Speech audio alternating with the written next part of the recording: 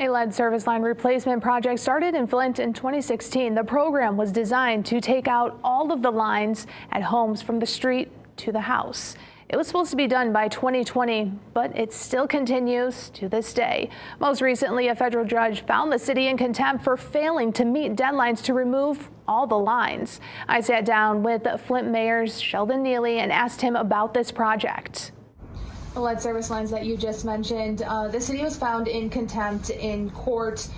Talk to me a little bit about that progress. Where are we at right now when it comes to that? Yeah, that contempt order, people have to understand what that is. That was a documentation contempt order, not a service or providing services for residents contempt order. It's about documentation. We have overcome that. The courts recognized that very early, that we were able to overcome that. But when people talk about that, they make it seem as if we're not fulfilling the obligations of providing the service line replacement. It was a documentation piece. But one of the things that we're frustrated about is the ongoing lawsuits that started in 2017 from one law firm that almost taking $1 million of legal fees away from residents, away from this community. We're trying to get this job done, and so that has not been a help, but it's been a level of an impediment.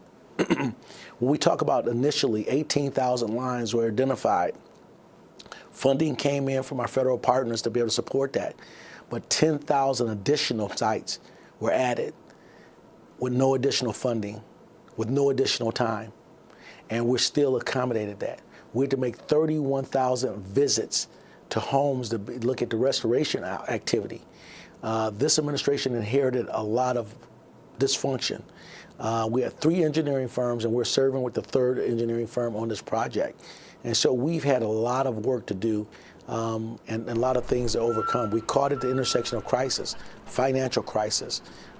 We had to talk about the pandemic that pushed the pause button on America for about 1.5 years. And then we had to talk about the water crisis. And we were able to service families from where we are. We've never stopped pushing forward. And so, with the new infrastructure that we have put in place, we have done all the maintenance on our water tower, and we are inviting people in the public to come out next week to visit those things, to see the work that's being done.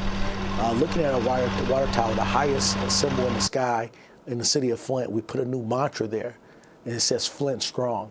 And that's really, truly who we are in our spirit. And so as we move from crisis to recovery, we just need everybody on board. We want to make sure those families that reach out that did not allow us the opportunity to go fix lead service line, to give us the opportunity to do so.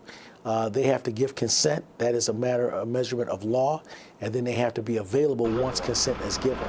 We've reached all the things that we were supposed to do, as the lawsuit said, 3 contact engagements of those families, reaching out to them. And some people just said no.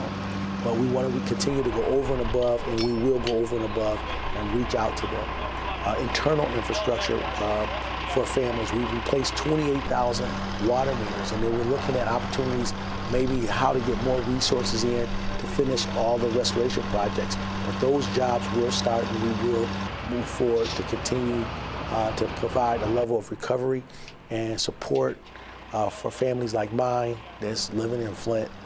And so we're very much connected to what is going on.